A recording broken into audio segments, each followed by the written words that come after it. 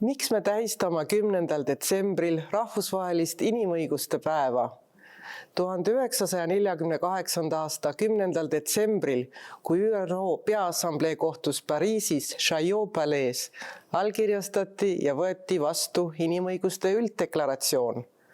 Tänaseks on sellest kõigest küll juba möödas 75 aastat, kuid samas tuleb tõdeda, et tänu universaalsetele põhimõtetele ja standarditele, mida inimõiguste ülddeklaratsioon endas sisaldab, pole ta oma tähtsust minetanud. Vastupidi, ta on olnud läbi aegade inspiratsiooniks ja tõukeks rohkem kui 70 inimõiguste kaitsega seotud lepingule. Seega on igati asjakohane tähistada seda märgilist päeva kõrgetasemelise üritusega Genfis, kus teatavasti paikneb ÜRO Inimõiguste Nõukogu, ja kinnitada üle, et inimõigused oma universaalsuses ja jagamatuses on endiselt relevantsed. Kuna Eesti väärtustab oma välispoliitikas üha enam inimõigustega seotud küsimusi, näiteks juhime me alates käesoleva aasta juulist meediavabaduse koalitsiooni ja soovime lähiaastatel saada ka internetivabaduse koalitsiooni eesistujaks, oleme me otsustanud osaleda Genfis 12. detsembril aset leidval inimõiguste ülddeklaratsiooni 75. aastapäeva tähistamisel kõrgeimal võimalikul tasemel.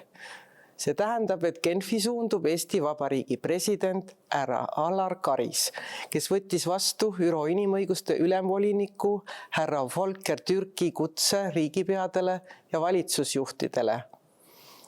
Lisaks on Eesti osalemine kõrgeimal tasemel ajendatud meie soovist kandideerida aastateks 2026 kuni 2028 ÜRO Inimõiguste Nõukokku, mille valimised leiavad aset 2025. aasta sügisel.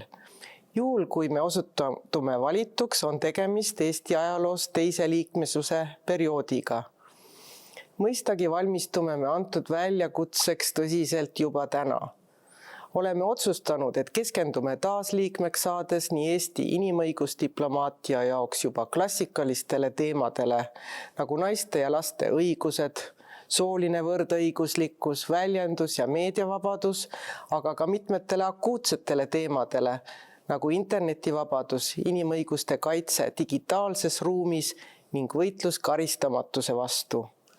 Oleme täna kindlal seisukohal, et inimõigustega seotud aspektid tuleb asetada kesksele kohale kõikidel rahvusvahelistel kohtumistel, olgu tegu rändekriisiga, kliimamuutuste või desinfo vastu võitlemisega.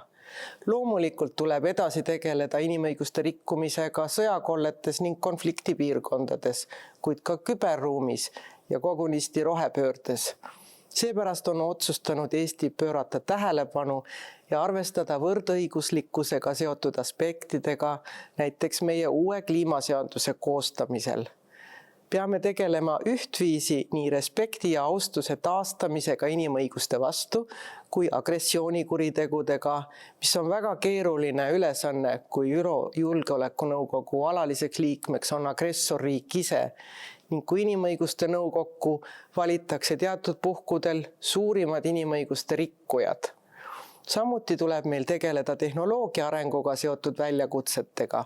Tehisarul ja biotehnoloogial on potentsiaal märkimisväärselt parandada inimeste tervist ja elamistingimusi, kuid paraku kaasnevad nendega ka uued ohud inimõigustele, nagu näiteks teatud elukutsete kadumine või mõningates valdkondades töötavate inimeste marginaliseerimine, geneetiliste isikuandmete kasutamine inimeste diskrimineerimiseks ja mõttevabaduse kaotus. Head sõbrad, kallid kolleegid, selleks, et säiliksid meile olulised väärtused ja vabadused, õigus elule, väljendusvabadusele, kogunemisvabadusele ja mõttevabadusele, tuleb meil kõigil ühiselt ja juba täna pingutada koos. Aitäh!